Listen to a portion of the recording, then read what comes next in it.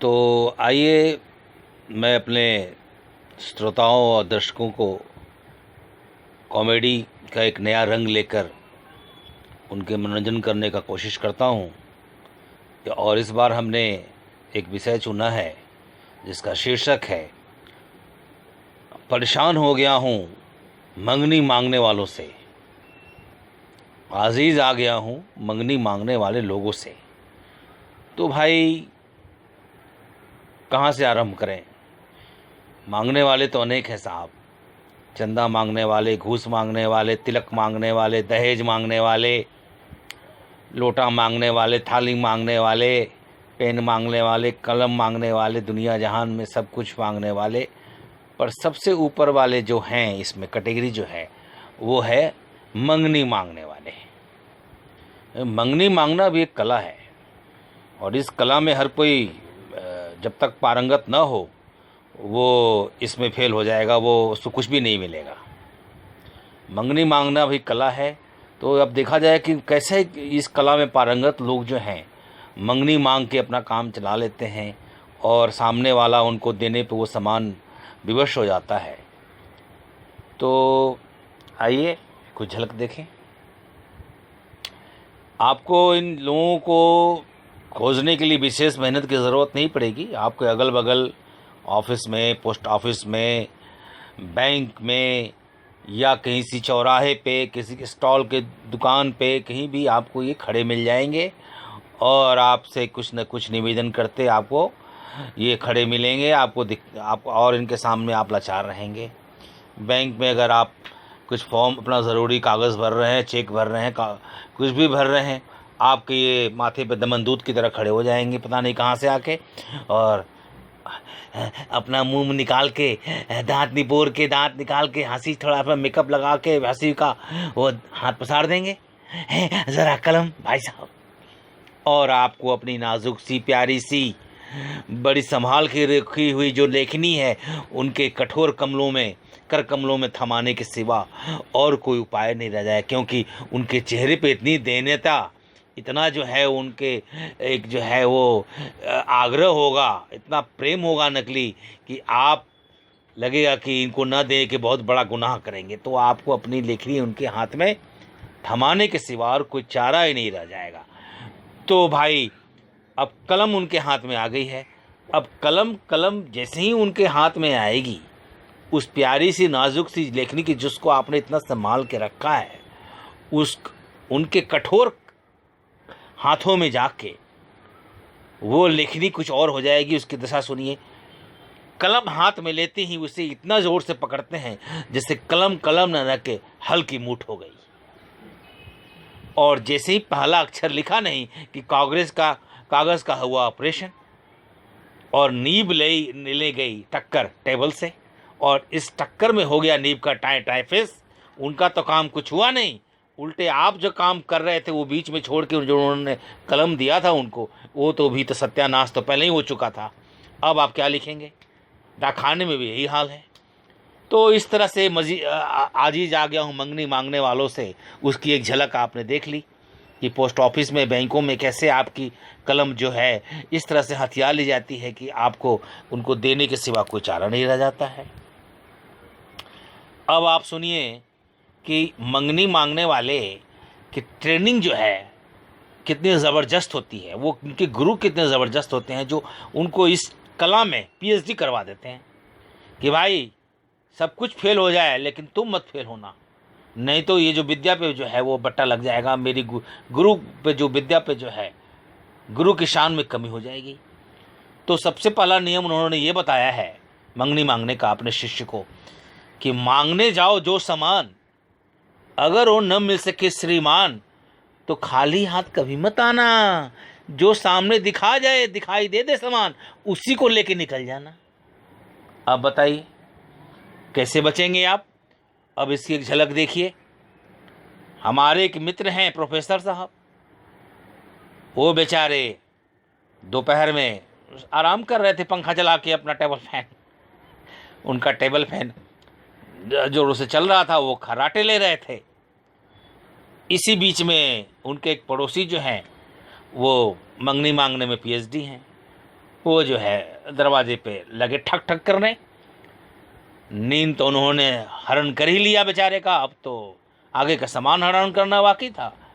ठक ठक हुई तो उनकी नींद टूटी, वो गए। अरे देखा कि भैया ये तो शर्मा जी हैं, ये तो इनसे पहले भी पाला पड़ चुका था उनका। वो थोड़ा सावधान हो गए। हाँ हाँ शर्मा जी बताइए कैसे क्या हुआ, कैसे नींद तोड़ी मेरी, आप नींद तोड़ी आपने मेरी। आए नींद टूट गई। अरे रे रे रे, क्या बताऊं अब छोड़िए मेरी नींद की, आप अपनी कथा सुनाइए, क्या बात है, क्या परेशान क्यों है आप। अरे भाई मुझे आपकी जो है वो साइकिल चाहिए थी, जरा 2 रोज के लिए ससुराल जाना है। हाँ साइकिल, चूंकि उस प्रोफेसर साहब को उनसे पहले पाला पड़ चुका था, इसलिए इन्होंने झट से दूसरा बहाना कर दिया। मैं तो आज स्वयं 2 रोज के लिए बाहर जा रहा हूं, इसलिए साइकिल देना तो कोई बात नहीं, कोई बात नहीं, आप तो घर में रहेंगे नहीं, ये टेबल फैन आपका 2 दिन के लिए खाली रहेगा, इसे ही दे दीजिए। अब लीजिए, वही हो गई ना कि पीएचडी किया है तो भैया खाली हाथ से कैसे जाएंगे। अब जो है जाहिर है कि प्रोफेसर साहब को तो कहीं जाना नहीं था, वो अपना फंस चुके थे बोल के कि मैं ससुराल जा रहा हूं, तो उनको जो है वो टेबल फैन उनके हाथ में देने के सिवा और कोई चारा ही नहीं रहा। अब इधर वो टेबल फैन लेके गए, उधर प्रोफेसर साहब अपना बाहर में देख चाला लगा दिया कि भैया घर में कोई नहीं है, और पीछे का रास्ता से अपने फिर वापस आ गए। और टेबल फैन तो था नहीं, वो जून की गर्मी में मुफ्त में, वो जून की गर्मी में तपते रहे लू में बिना पंखे। तो ये होता है आजीवन और मंगनी मांगने वाले के चक्कर में पड़ के लोगों की दुर्दशा। अब सुनिए आगे की कथा। अब एक बार क्या हुआ कि उसी प्रोफेसर साहब ने गाड़ी खरीदी, सोची कि भाई अब गाड़ी तो हर कोई चला नहीं सकता है, साइकिल हर कोई चला लेता है, इसलिए गाड़ी ले लो, मंगनी मांगने वाला जान छूट जाएगा। ये सोच कर उन्होंने सेकेंड हैंड गाड़ी ले आई, ड्राइवरी भी सीख ली। लेकिन कहाँ जान छूटने वाला था इन लोगों से। दूसरे तीसरे दिन ही उनके एक मित्र झाजी पहुंच गए। खाइए, आइए आइए झाजी, कहिए कहिए कहिए, कैसे आना हुआ, कैसे क्या आना हुआ। प्रोफेसर साहब मैं तो बड़ा मुश्किल में पड़ गया हूँ, ध्यान रहिए झाजी भी एक नंबर के मंगनी मांगने वालों में से थे। तो अब झाजी चूंकि डॉक्टर थे, गाड़ी भले नहीं हो लेकिन डॉक्टर तो हैं, और डॉक्टर से कैसे कोई दुश्मनी करे भाई, उसको तो मिला के चलना पड़ेगा, कब काम आ जाए। तो प्रोफेसर साहब ने कहा कि हाँ, कि बताइए क्या बात है। तो मैंने सुना है आपने एक गाड़ी ली है जी। हाँ गाड़ी तो ली है। तो गाड़ी ली है तो भाई हम लोग भी तो देखें कि गाड़ी कैसी चल रही है, क्या स्पीड है, क्या है, आगे काम पड़ेगा तो हम तो भाई आप ही का इस्तेमाल करने वाले हैं। कमाल कर दिए भाई साहब, मैं अब 2 दिन पहले गाड़ी लिया हूं और आज आप उसका टेस्ट पर निकल रहे हैं। अगर गाड़ी खराब हो गई तो मुझे को परसों मीटिंग में जाना है, मैं कैसे जा पाऊंगा। अरे भाई साहब परसों की बात है ना, मुझे तो आज चाहिए। आज चाहिए किस काम से। अरे भाई जरा लल्ले की बहू की विदाई थी। मतलब मेरे बेटे के तो आप जानते हैं ना, रामू। रामू कौन। अरे भाई राम जतन, हाँ उसकी शादी हो गई या उसमें आप आए नहीं। तो क्या आज उसी की पत्नी को आप उसका मेरा बेटा घर छोड़ने जा रहा है। किस खुशी में, किस खुशी में नहीं, दुख में। कैसा दुख, उनके घर में हैजा हो गया है। तेरी कहीं के तो तांगा ले ले, रिक्शा ले ले, कुछ भी ले ले, मेरे ही गाड़ी में क्यों जो है हैजा फैलाएंगे आप। अरे अरे कमाल कर रहे हैं प्रोफेसर साहब। आप हैजा आपको चेचक हुआ था तो मैंने ही तो इलाज करवाया था, तो आज मैं गाड़ी मांगने आ गया तो आपको दुख हो रहा है, मैं चल रहा हूं। अरे अरे भाई आप नाराज हो रहे हैं, ले जाइए ले जाइए, मेरी गाड़ी शौक से ले जाइए, जो करवाना है करवाइए। ठीक है गाड़ी तो मैं ले जाऊंगा लेकिन ड्राइवर नहीं है ना मेरे पास, तो क्या ड्राइवरी भी मैं ही करूं उसमें, क्यों नहीं। अरे जैसा मेरा बेटा वैसा आपका बेटा, अब मेरी बहू ऐसी आपकी बहू, उसमें क्या है, समझिए मैं ही चला रहा हूं। हाँ अब लीजिए गाड़ी मान के तो रफ्फू चक्कर हो गए डॉक्टर साहब किसी और काम से, अपने काम से, और मैं चला उनके बेटी पतोह को जो है वो स्टेशन छोड़ने। अब सुनिए भाई, गाड़ी भी उधार की और मैं भी ड्राइवर भी उधार का। लेकिन मैं ड्राइवर हूं कि मैं प्रोफेसर हूं, उन दोनों को क्या मालूम जो पीछे बैठे हुए हैं उनके बहू और बेटे। वो तो सोच रहे हैं पापा ने कहीं से गाड़ी लाया है और ड्राइवर भी लाया होगा, शकल मेरी कोई देख नहीं रहा है, हम तो आगे खड़े हैं, तने हुए हैं। अब गाड़ी थोड़ी दूर आगे बढ़ी थी कि उनके दोनों जो है डॉक्टर साहब के बेटे और पतोह के जो वार्तालाप मेरे कानों में पड़े, उस पर मुझे क्या गुजरी उसको सुन के उसका अंदाज़ा आप खुद लगा लीजिए। अजी आजकल के ड्राइवर भी क्या हो गए हैं, न शहूर न अक्ल, बैठ गए स्टेयरिंग पे। हाँ, जैसे गाड़ी गाड़ी गाड़ी न होकर बैलगाड़ी हो गई। हाँ जी, देखते नहीं किस कदर अकड़ा हुआ है, इतना उठा पटक मचा रहा है कि जान ले लेगा जैसे। हद हो गई। अगले मोड़ पे ही गाड़ी को हल्का सा झटका लगा, साहबजादे साहब चिल्ला पड़े, ए ड्राइवर अंधे हो क्या, देख के नहीं चलते, मार डालोगे क्या। अब इस घटना के बाद मैं कभी भी अपने को कम से कम मंगनी मांग देने पर तैयार नहीं हुआ। जब भी कोई आता मित्र, मैंने कहा था गाड़ी ले जाइए और ड्राइवरी किसी और से करवा लीजिएगा, मैं तो ड्राइवरी नहीं करने वाला। इस घटना के 2-4 दिन के बाद ही एक मेरे बहुत ही पुराने मित्र थे, वो पहुंच गए, श्रीवास्तव जी। अब क्या हुआ श्रीवास्तव जी, आइए श्रीवास्तव जी, हम तो भाई आज छुट्टी पर हैं, बस तबीयत ठीक नहीं है इसलिए बैठे हैं, आपका कैसे आना हुआ। भाई साहब मैं क्या करूं, मैं बहुत परेशान हूं। क्यों, क्या हुआ। अरे भाई मेरे छोटे भाई को जाना है कलकत्ता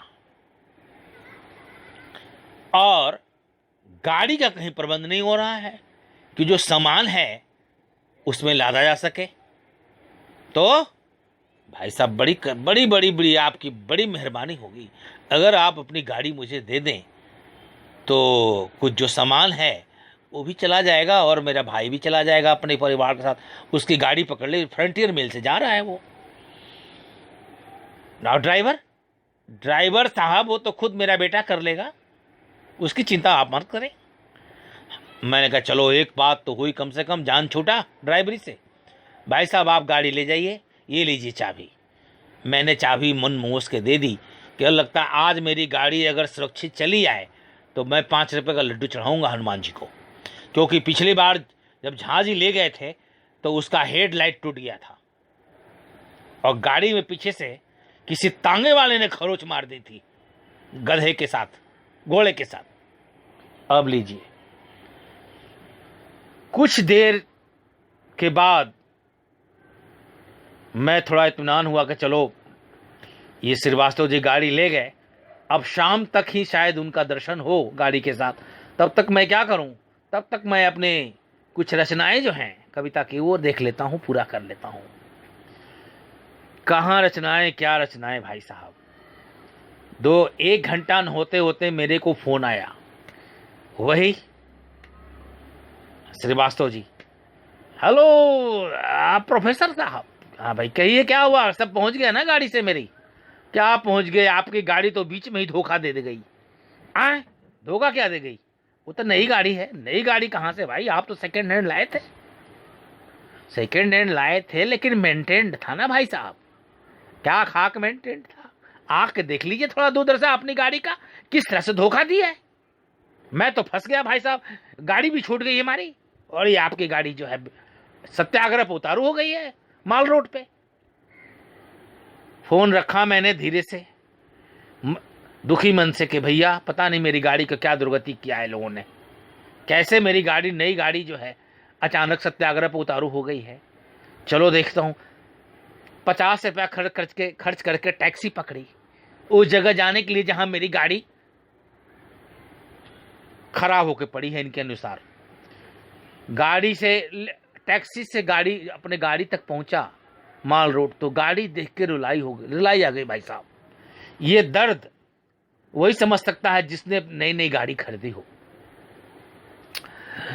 गाड़ी देख के मुझे रुलाई आ गई। कारण क्या था, गाड़ी की डिक्की खुली हुई थी आधी, उसके अंदर से झांक रहे थे बड़े बड़े टीन के बक्से। गाड़ी के ऊपर जो सामान रखने वाला लगेज होता है उसमें 10 बोरे रखे हुए थे, चावल पता नहीं क्या क्या के। डिक्की के अंदर से, बक्से के अंदर से भी एक साइकिल का पहिया निकला हुआ था, मतलब साइकिल भी रखी हुई थी।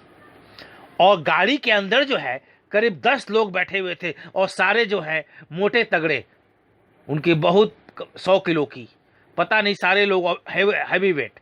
अब बताइए, इतना सामान इतने आदमी को लेकर अगर गाड़ी का दोनों चक्का पीछे का ब्रस्ट कर गया और इंजन गाड़ी का जो घर घर करके बैठ गया, घर घर घर करके आगे नहीं बढ़ पाया, इसमें गाड़ी क्या कसूर? उसका तो हाल होना ही था। गाड़ी को उन्होंने मालगाड़ी बना दिया और ऊपर से बोल रहे हैं आपकी गाड़ी खराब है, आपने गलत गाड़ी दे दी, पुरानी दे दी। अरे भाई, तुम गाड़ी को गाड़ी समझे नहीं तो इसमें गाड़ी का क्या कसूर? मैंने हाथ जोड़ा और कहा आप आओ, आप लोग जैसे जाना हो जाइए, मेरा गाड़ी छोड़िए, मैं इसको अपना जैसे ले जाऊंगा, ठेल ठाल कर ले जाऊंगा, अब आप लोग इसमें हाथ मत लगाइए। भाई साहब, उस दिन का दिन और आज का दिन मैंने उस गाड़ी को ही बेच दिया। न गाड़ी रहे, न ये मांगने वाला का झंझट रहे। तो ये कहानी अभी तक मैंने सुनाई है। अब इसके आगे की कहानी कुछ अलग टाइप की है।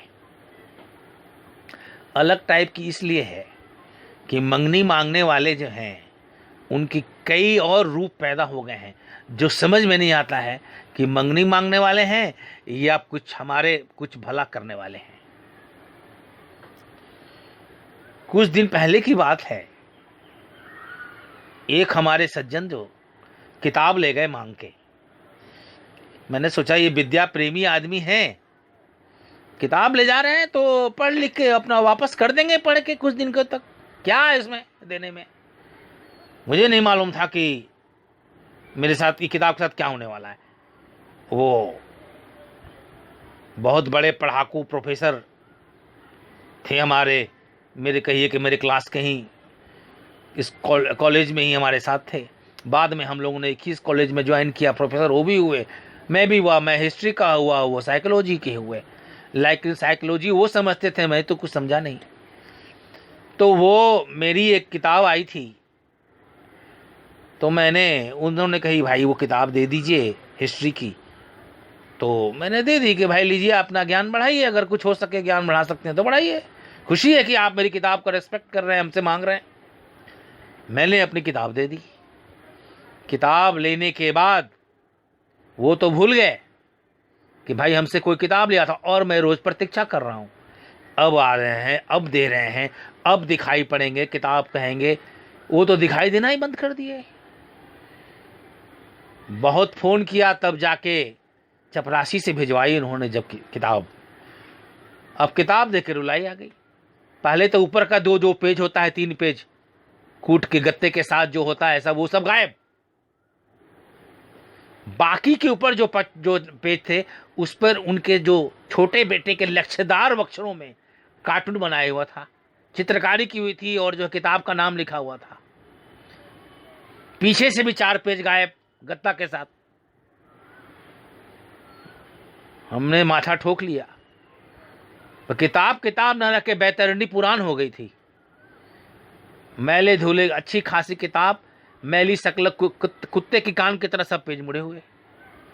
मैंने माथा ठोके, मैंने पहले सबसे काम किया, 5 रुपया खर्च करके उस किताब को बैरंग वहीं भिजवा दिया जहां से आई थी। लीजिए, अब आप ही रखिए, पढ़िए, जो करना है कीजिए। तो ये हाल है। और आगे कथा पार्ट 2 में बताऊंगा। अब इतना आप कम से कम इसको पचाइए और सोचिए कि मंगनी मांगने वालों से आप कैसे बचेंगे। धन्यवाद।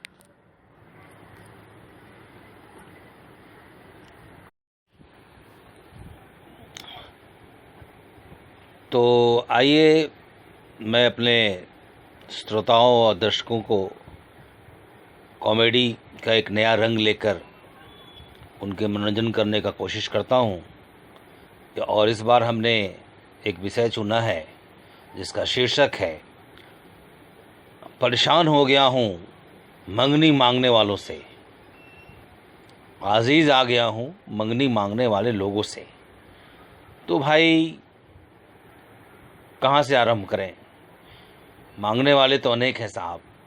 चंदा मांगने वाले, घूस मांगने वाले, तिलक मांगने वाले, दहेज मांगने वाले, लोटा मांगने वाले, थाली मांगने वाले, पेन मांगने वाले, कलम मांगने वाले, दुनिया जहान में सब कुछ मांगने वाले, पर सबसे ऊपर वाले जो हैं इसमें कैटेगरी जो है वो है मंगनी मांगने वाले। मंगनी मांगना भी एक कला है और इस कला में हर कोई जब तक पारंगत न हो वो इसमें फेल हो जाएगा, वो उसको कुछ भी नहीं मिलेगा। मंगनी मांगना भी कला है। तो अब देखा जाए कि कैसे इस कला में पारंगत लोग जो हैं मंगनी मांग के अपना काम चला लेते हैं और सामने वाला उनको देने पे वो सामान विवश हो जाता है। तो आइए कुछ झलक देखें। आपको इन लोगों को खोजने के लिए विशेष मेहनत की ज़रूरत नहीं पड़ेगी। आपके अगल बगल ऑफिस में, पोस्ट ऑफिस में, बैंक में या कहीं सी चौराहे पे, किसी के स्टॉल के दुकान पे, कहीं भी आपको ये खड़े मिल जाएंगे और आपसे कुछ न कुछ निवेदन करते आपको ये खड़े मिलेंगे। आप और इनके सामने आप लाचार रहेंगे। बैंक में अगर आप कुछ फॉर्म, अपना ज़रूरी कागज़ भर रहे हैं, चेक भर रहे हैं, कुछ भी भर रहे हैं, आपके ये माथे पे दमनदूत की तरह खड़े हो जाएंगे पता नहीं कहाँ से आके, और अपना मुंह निकाल के, दांत निकाल के हंसी, थोड़ा सा मेकअप लगा के हंसी का वो हाथ पसार देंगे, ज़रा कलम भाई साहब। और आपको अपनी नाजुक सी, प्यारी सी, बड़ी संभाल के रखी हुई जो लेखनी है उनके कठोर कर कमलों में थमाने के सिवा और कोई उपाय नहीं रह जाए, क्योंकि उनके चेहरे पे इतनी दयनीयता, इतना जो है उनके एक जो है वो आग्रह होगा, इतना प्रेम होगा नकली कि आप लगेगा कि इनको न दे के बहुत बड़ा गुनाह करेंगे। तो आपको अपनी लेखनी उनके हाथ में थमाने के सिवा और कोई चारा ही नहीं रह जाएगा। तो भाई अब कलम उनके हाथ में आ गई है। अब कलम जैसे ही उनके हाथ में आएगी, उस प्यारी सी नाजुक सी लेखनी की जिसको आपने इतना संभाल के रखा है, उनके कठोर हाथों में जाके वो लेखनी कुछ और हो जाएगी। उसकी दशा सुनिए। कलम हाथ में लेते ही उसे इतना ज़ोर से पकड़ते हैं